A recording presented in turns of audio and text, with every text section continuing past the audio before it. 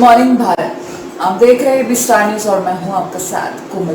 Good morning Bharat में हम रोजाना बात करते हैं न्यूज़पेपर्स की बड़ी खबरों की और साथ ही साथ छोटी खबरों की, लेकिन आज हम बात करेंगे अलग अलग राज्यों के न्यूज़पेपर्स को उठाकर देखेंगे तो पाएंगे कि क्या क्या वहाँ पर बड़ी बातें हुई हैं, बड़ी घटनाएं हुई हैं। तो पहले बात कर लेते हैं हम हिमाचल के कांगड़ा की। तो हिमाचल के कांगड़ा की बात करेंगे तो सबसे पहले हम कोरोना मीटर को देख लेते हैं, क्योंकि कोरोना मीटर से हमें पता चलते हैं कुल आंकड़े दुनिया भर के देश में और राज्य में क्या हुए। तो पहले दुनिया भर के आंकड़ों की अगर बात कर ली जाए तो 34,55,235 लोग इस वक्त दुनिया भर में संक्रमित हैं।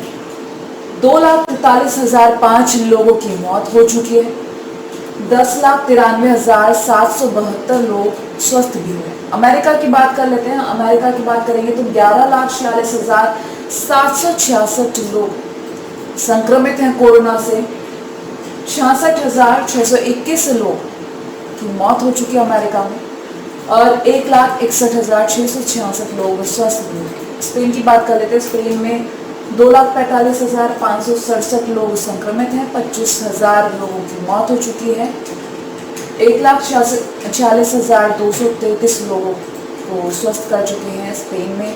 और अगर बात की जाए भारत क्या होगी तो भारत में इस वक्त आंकड़ा 39,000 के पार जा चुका है। जी हाँ, 39,705 लोग इस वक्त भारत में संक्रमित हैं।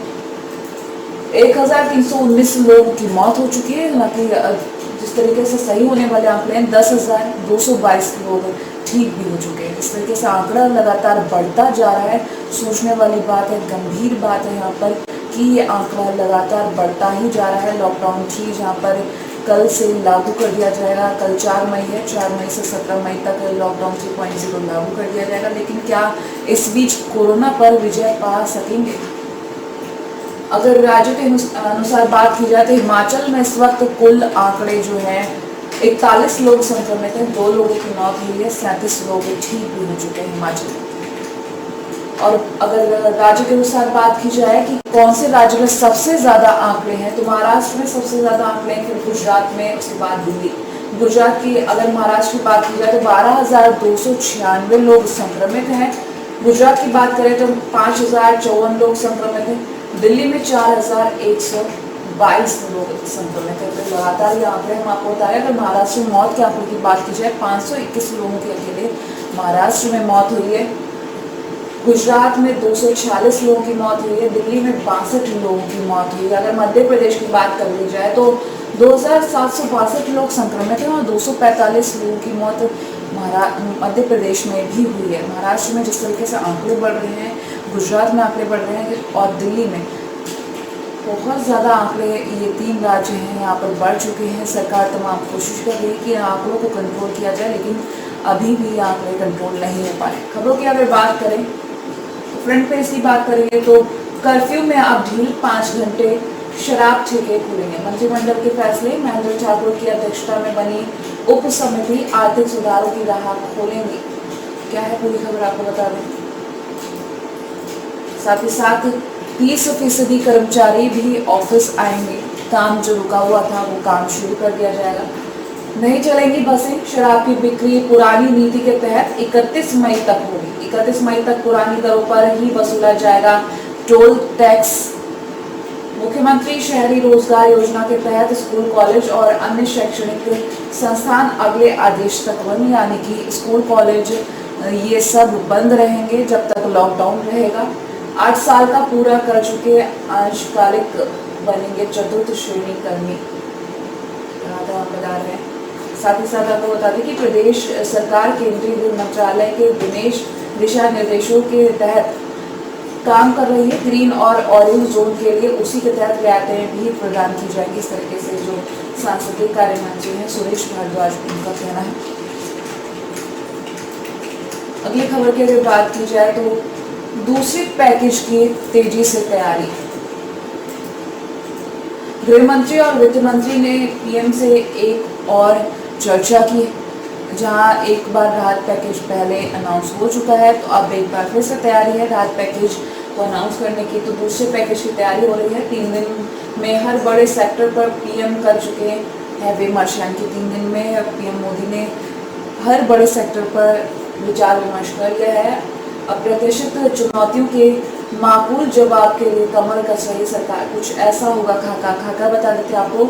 घरेलू मांग को लेकर उपजी चिंताओं का होगा निवारण, इकोनॉमी की बहुआयामी समस्याओं का होगा समाधान, उद्यमियों को वैश्विक स्तर पर प्रतिस्पर्धी बनाने पर जोर। तो यानी कि भारत में जो ये लॉकडाउन चल रहा है इसको एक अवसर की तरह उपयोग किया जाएगा। बाहरी देशों में जो कमी आई है वो कोशिश की जाएगी भारत से पूरी की जाए ताकि औद्योगिक स्तर भारत का और बढ़े। अगली खबर की अगर बात की जाए तो 1 जुलाई से खुल जाएंगे देश भर के सभी तकनीकी संस्थान, यानी कि तकनीकी संस्थानों के लिए 1 जुलाई तक का वेट करना होगा। कोरोना संकट के चलते बंद पड़े देश भर के इंजीनियरिंग कॉलेजों सहित दूसरे तकनीकी संस्थान अब 1 जुलाई से खुल सकेंगे, यानी कि अभी थोड़ा और इंतजार करना है।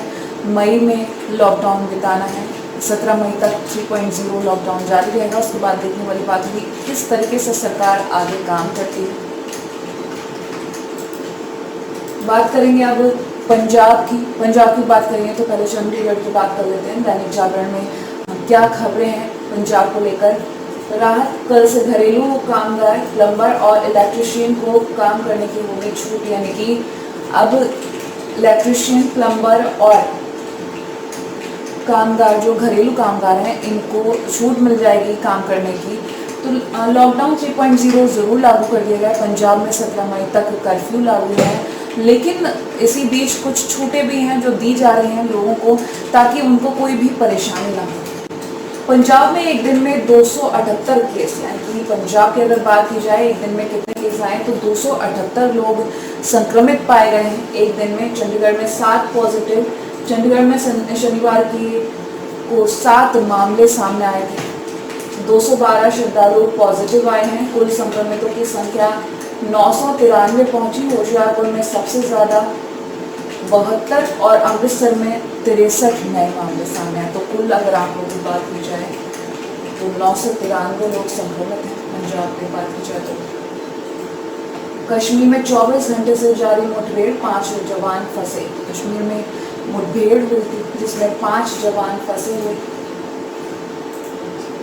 घरों को लौटे श्रमिक, यानी कि घरों को लौट रहे श्रमिक जो सरकार की तरफ से तैयारी की गई थी, बसें भेजी जा रही हैं श्रमिकों को, मजदूरों को घर वापस लाने के लिए। तो ये श्रमिक अपने घर वापस लौट चुके हैं।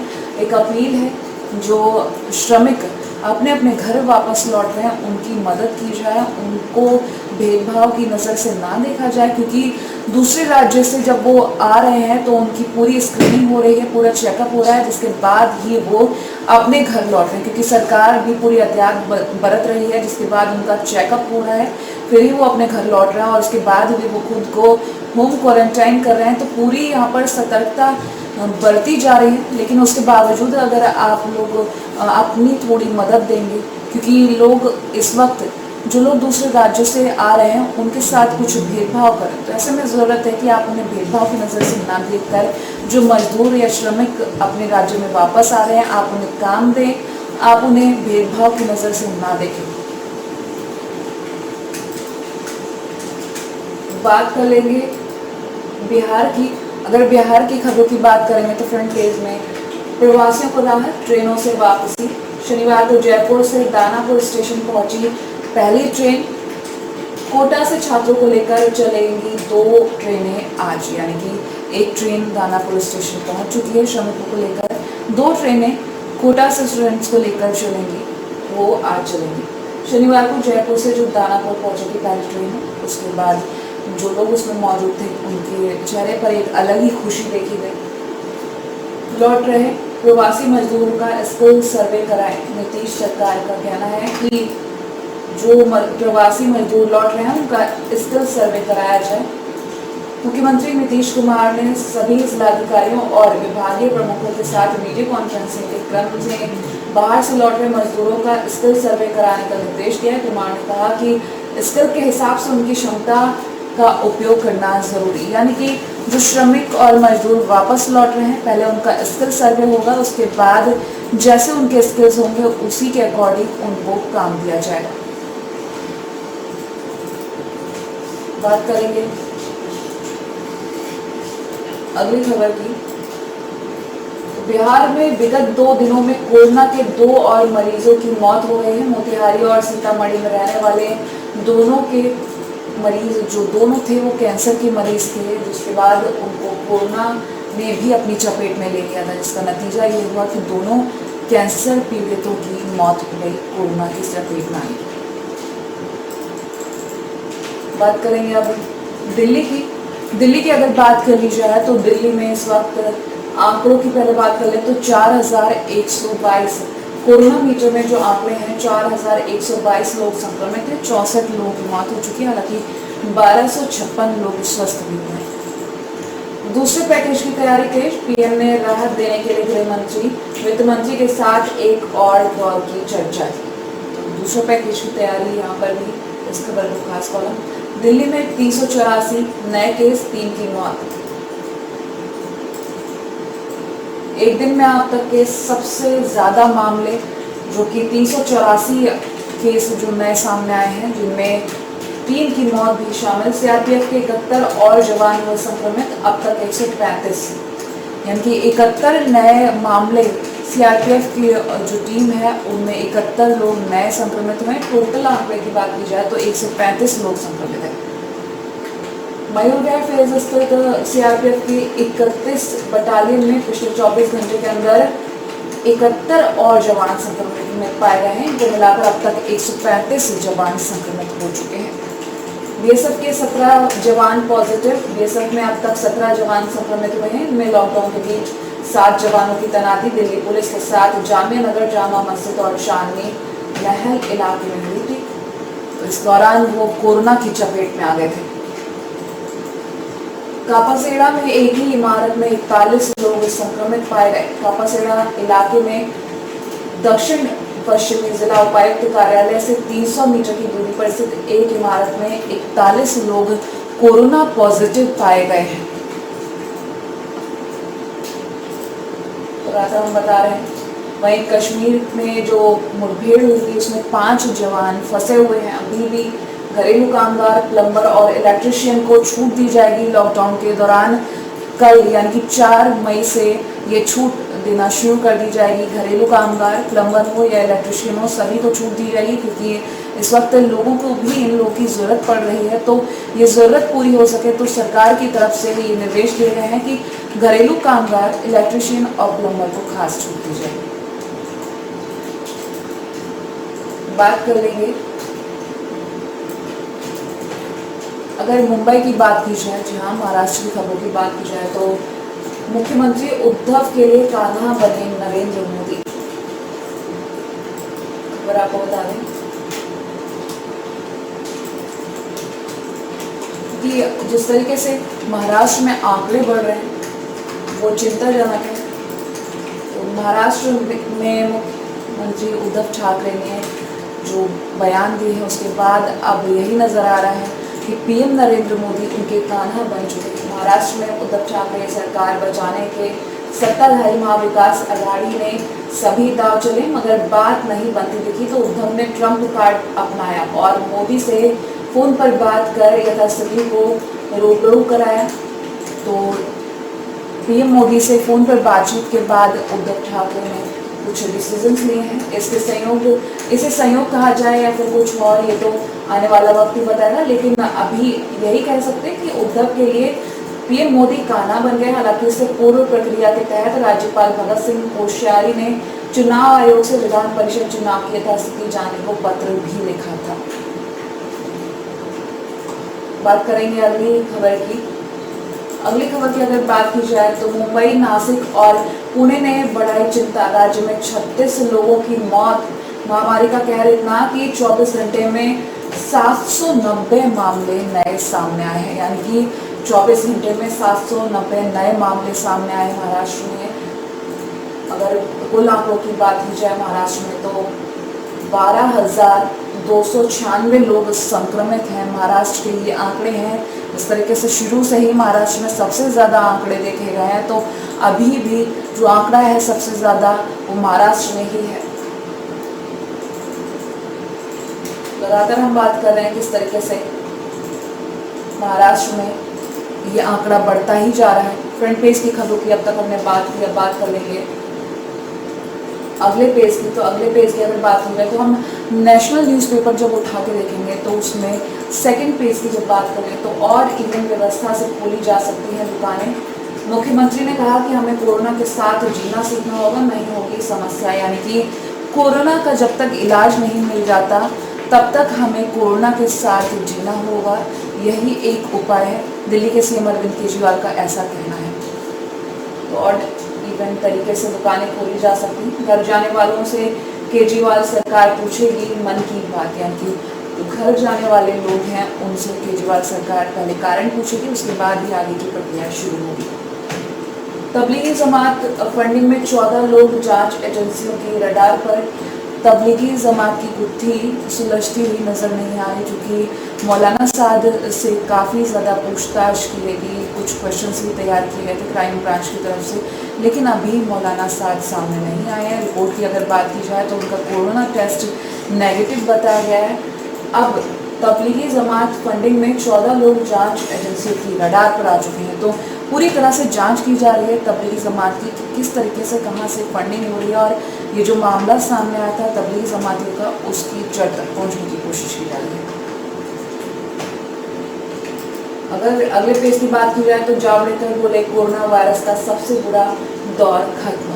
वाकई में क्या सबसे बुरा दौर खत्म हो चुका है कोरोना वायरस का, लेकिन लोगों को सावधान रहने और दिशा निर्देश मानने की चेतावनी। विपक्ष के आरोपों को खारिज किया, कहा उनके पास कोई एजेंडा नहीं। जिस तरीके से लॉकडाउन जारी है हमारे देश में, 25 मार्च से जो लॉकडाउन लागू कर दिया गया था, उसके बाद अब कल यानी कि 4 मई से लॉकडाउन 3.0 भी लागू कर दिया जाएगा। ये लॉकडाउन के बाद जो आंकड़े देखे जा रहे हैं, कहा जा रहा है कि भारत की स्थिति ठीक है, लेकिन जो आंकड़े हैं भले ही बढ़ रहे हैं, अगर लॉकडाउन नहीं होता ये आंकड़े काफ़ी ज़्यादा हो सकते थे। तो एक तरीके से स्थिति पर काबू कर सकते हैं लॉकडाउन के चलते। बात कर लेते हैं 1 जुलाई से खुलेंगे देश भर के सभी तकनीकी संस्थान। 1 जुलाई से सभी स्कूल कॉलेज जो IT सेक्टर के कॉलेज हैं, AIT और इस तरीके के UGC गाइडलाइन मानने के निर्देश दिए गए हैं, ये सभी संस्थान खुल सकेंगे। अगले पेज की अगर बात की जाए तो एक दिन में रिकॉर्ड 88 मौतें। गुजरात में 5000 लोग संक्रमित। तो देश में एक दिन में 88 मौतें हुई हैं कोरोना से, और गुजरात के आंकड़े भी लगातार बढ़ते जा रहे हैं। 5000 लोग संक्रमित है। जी हाँ, 5000 से ज़्यादा लोग संक्रमित बताए जा रहे हैं। वही एक बार आपको बता दें कि रेड जोन, ग्रीन जोन और ऑरेंज जोन में जो ज़िले बांटे गए हैं, तो ग्रीन जोन में सभी तरीके की छूट दी जाएगी, हालांकि ऑरेंज जोन में कुछ छूट नहीं दी जाएंगी। लेकिन आपको बता दें ऑनलाइन जो सामान की डिलीवरी होगी वो हो सकेगी। ऑरेंज जोन में सैलून भी खुल सकेंगे, ज़रूरी सामान की डिलीवरी हो सकेगी, लोग बाहर आ जा सकते हैं, कुछ समय सीमा बांधी जाएगी, उसके अनुसार लोग आ जा सकते हैं। लेकिन रेड जोन में इस तरीके की कोई छूट नहीं दी जाएगी, क्योंकि रेड जोन और कंटेनमेंट जोन वहाँ पर संक्रमितों की संख्या ज़्यादा होने के कारण और सक्रिय कोरोना पॉजिटिव मरीज जो हैं उनकी संख्या होने के कारण इस तरीके की छूट नहीं दी जाएगी।